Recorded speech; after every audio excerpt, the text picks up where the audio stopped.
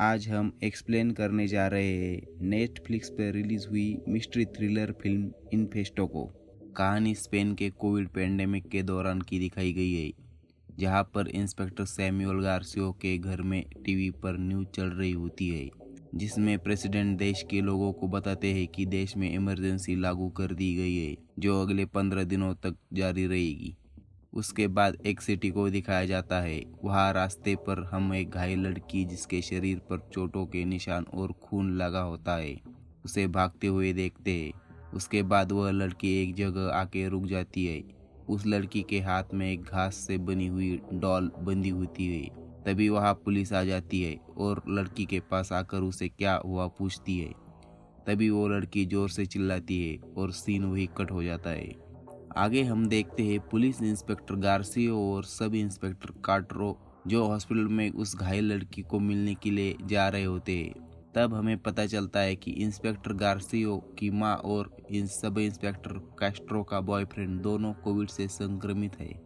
Hospital में पहुंचने के बाद वहां मौजूद पुलिस ऑफिसर उस लड़की का नाम सायो ब्लांको बताते हैं और यह भी बताते हैं कि यह लड़की 3 महीने से लापता थी। फिर डॉक्टर उन्हें प्राथमिक जांच करने पर बताते हैं कि उसे बांध कर रखा था। उसके बाद डिटेक्टिव उस लड़की के पीठ पर एक निशान देखते हैं, जो किसी गर्म लोहे से बनाया होता है।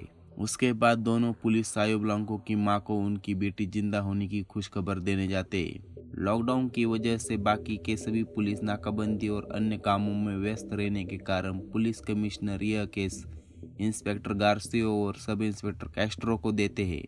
उसके बाद दोनों पुलिस इंस्पेक्टर अपने अपने घर जाते हैं और घर जाने के बाद हम काट्रो को देखते हैं, जिसके घर में उसका बॉयफ्रेंड होम क्वारंटाइन हुआ होता है। फिर काट्रो उसे एक नई केस मिलने की बात बताती है।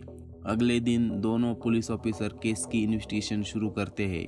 उन्हें एक क्रिमिनल की इंफॉर्मेशन मिलती है, जिसने कुछ दिन पहले एक लड़की पर जबरदस्ती करने की कोशिश की होती है और उस आदमी का घर भी ठीक उसी जगह से पास होता है जिस जगह से सायो ब्लांको गायब हुई थी, या फिर उसे लास्ट टाइम देखा गया था।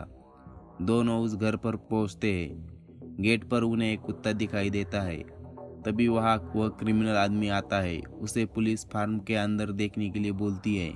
अंदर जाने के बाद उन्हें वहाँ एक बेड दिखाई देता है और पूछने पर वह बताता है कि यह उसका भाई रहता है और दोनों शिकार पर जाते हैं। वापिस आते वक्त सभी इंस्पेक्टर कैट्रो के मोबाइल पर सायो ब्लांको के टेस्ट का रिपोर्ट आता है, जिसमें बताया जाता है कि उस लड़की के पैरों पर किसी कुत्ते ने काटा होता है और उसके नाखूनों में जो रेत के सैंपल मिले उसमें इथेनॉल और टाइट्रिक एसिड मिला होता है। तब इंस्पेक्टर को पता चलता है कि उस घर में ढेर सारी शराब थी और गेट पर कुत्ता भी था। फिर दोनों जल्दी से वापस आते हैं, पर तब तक वह आदमी उस जगह से भाग गया होता है। उसने अपने कुत्ते को भी मार डाला होता है। फिर इंस्पेक्टर कार्टरो शहर के सारे चेक पोस्ट को इस डॉग किलर के फरार होने की खबर देती है। उसके बाद अंदर घर में और खोजने पर उन्हें अंदर घास से छिपाया हुआ एक दरवाजा मिलता है। वह दरवाजा नीचे तहखाने में जाता है।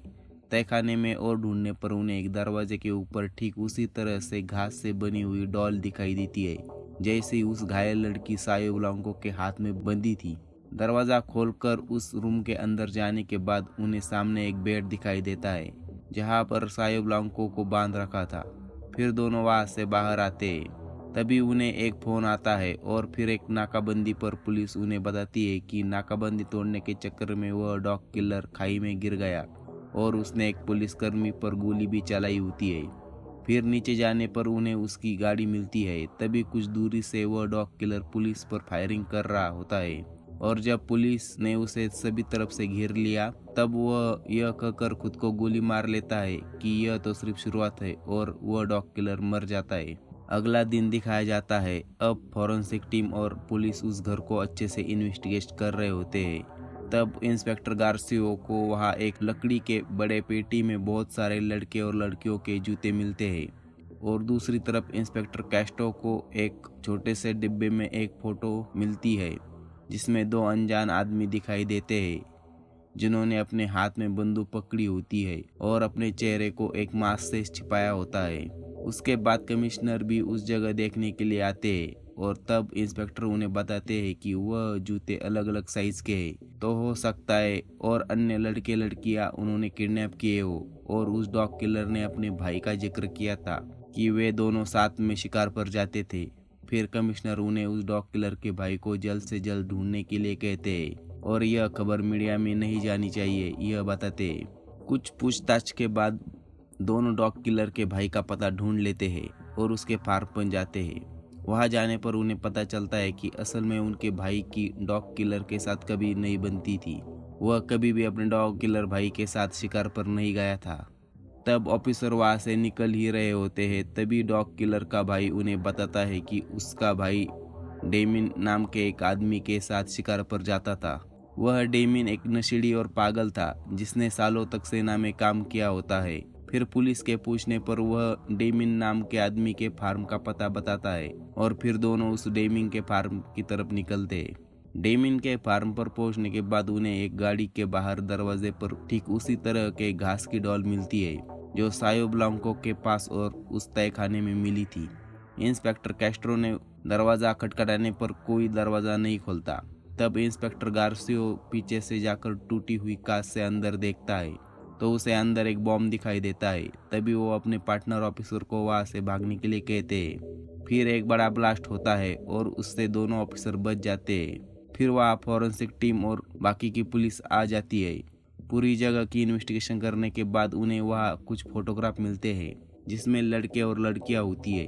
फिर कमिश्नर उन्हें घर पर जाकर आराम करने के लिए कहते हैं क्योंकि वे दोनों ऑफिसर पिछले 48 घंटों से सोए नहीं होते। फिर अगले दिन पुलिस स्टेशन में उन्हें पता चलता है कि डेमिन की ट्रक का पता चला है। ट्रक की छानबीन के बाद उन्हें ट्रक में एक जगह 2 रस्सी के फंदे दिखाई देते हैं जिससे कि किसी को बांधा हुआ था। उसके बाद ऑफिसर डेमिन के भाई से मिलते हैं। तब वो बताता है कि पहाड़ों के बीच में एक पुराना आश्रम है जहाँ डेमिन अपनी गर्लफ्रेंड को लेकर जाता है, शायद वो वही मिलेगा। फिर वे दोनों ऑफिसर अपने साथ कुछ पुलिस को लेकर उस आश्रम की तरफ जाते हैं। वहां पहुंचते ही डेमिन उन पर गोलियां चलाता है और फिर कुछ देर दोनों तरफ से फायरिंग के बाद डेमिन की गोलियां खत्म हो जाती है और इसमें कुछ पुलिस घायल भी होते हैं। गोलियां खत्म होने के कारण डेमिन सरेंडर कर देता है। फिर उसे पुलिस अरेस्ट करके ले जाती है। दोनों ऑफिसर उस आश्रम के अंदर जाते हैं। अंदर जाने के बाद उन्हें वहां एक पत्थर का बड़ा टेबल दिखाई देता है जिस पर कसकर बांधने के लिए लोहे की जंजीरें होती है और वहां सामने दीवार पर ठीक उसी तरह का सिंबल होता है जिस तरह का सिंबल सायो ब्लांको के पीठ पर था और वो सिंबल बनाने का हथियार भी वहां पड़ा होता है। अब आगे इंट्रोगेशन रूम दिखाया जाता है जहां इंस्पेक्टर गार्सियो डेमिन से पूछताछ करते हैं। तब डेमिन उसे बताता है कि दुनिया में जो कोविड महामारी आई है वह तरानिस देवता का कहर है और इससे दुनिया को बचाने के लिए और तरानिस को खुश करने के लिए उन लड़का लड़कियों की बलि चढ़ा देता था। और फिर बताता है कि उस डॉग किलर ने बनाए हुए नियमों का पालन नहीं किया और उसने सायो ब्लांको को बाहर हवा खिलाने के लिए लाया और वो लड़की भाग गई। फिर ऑफिसर उसे पूछता है कि वे नियम किसने बनाए थे। फिर डेमिन अपने प्रोपेट के बारे में बताता है और बताता है कि वे बहुत समझदार है, तुम उन्हें कभी पकड़ नहीं पाओगे। फिर ऑफिसर गार्सियो उसे टॉर्चर करते हैं, फिर भी वो अपने प्रोपेट का नाम नहीं बताता। और जब ऑफिसर थक कर जा रहा होता है तब डेमिन उसे बताता है कि अपनी आंखें खुली रखना क्योंकि अभी तक उनके प्रोपेट ने काम को अंजाम नहीं दिया होता है। तरानिस तेज हवा और तूफान का देवता होता है जिसका जिक्र एक सैटेनिक मैथोलॉजी में है। कुछ लोग थे जो समर और विंटर की शुरुआत में यानी हर 3 महीने के बाद इस देवता को की इंसान की बलि चढ़ाते थे और घास से बने हुए वे डॉल, वे सारे निशान, बलि चढ़ाना, यह सब उसी रिचुअल का हिस्सा है। उसके बाद इंस्पेक्टर कैस्ट्रो बताती है कि हमें जल्दी करनी होगी क्योंकि मौसम बदलने में बस 48 घंटे बाकी है। हॉस्पिटल की पार्किंग लॉट में काले कलर का रेनकोट पहना हुआ आदमी एक 20 साल की नर्स को किडनैप करके उसी के गाड़ी में कहीं लेकर जाता है। अगले दिन पता चलता है कि इंस्पेक्टर गार्सिया के मां की कोविड के कारण मौत हो चुकी है। उसके बाद इंस्पेक्टर हॉस्पिटल के पार्किंग लॉट पर आ जाता है जहाँ से उस नर्स का किडनैप हुआ था।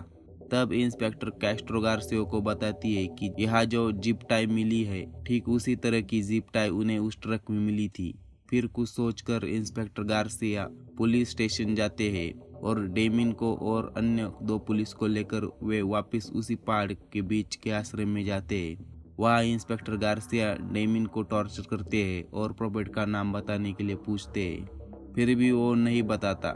फिर इंस्पेक्टर उसके पैरों में गोली मारता है, तभी वह कमिश्नर आ जाते हैं। इस हरकत की वजह से इंस्पेक्टर गार्सिया को सस्पेंड कर दिया जाता है।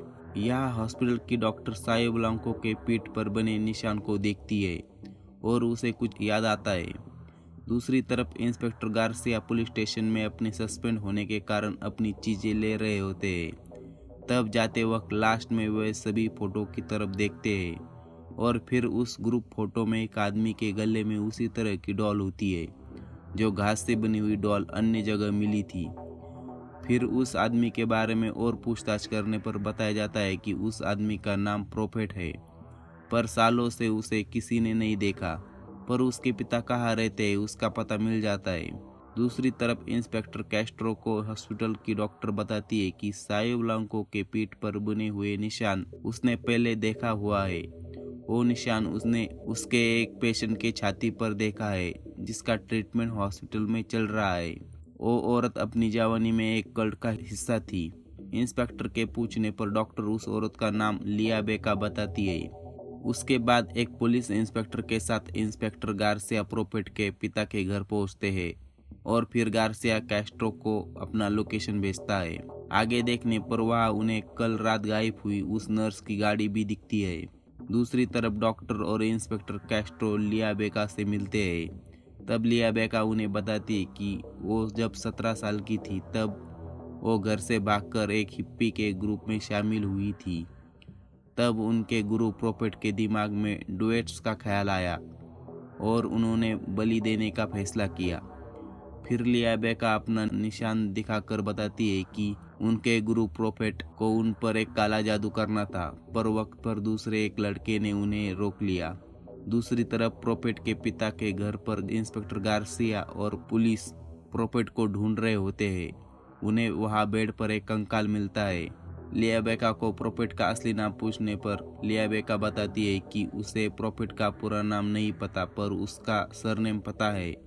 और फिर वो प्रोफेट का सरनेम राइमोस बताती है। फिर एकदम से कैस्ट्रो को कुछ याद आता है और वो इंस्पेक्टर गार्सियो को फोन करती है और बताती है कि इंस्पेक्टर राइमोस ही प्रोफेट है। तभी पीछे से राइमोस इंस्पेक्टर गार्सियो पर गोलियां चलाता है और अंत में इंस्पेक्टर गार्सियो के सर में गोली मार देता है और फिर इंस्पेक्टर सैमुअल गार्सियो वही मर जाता है।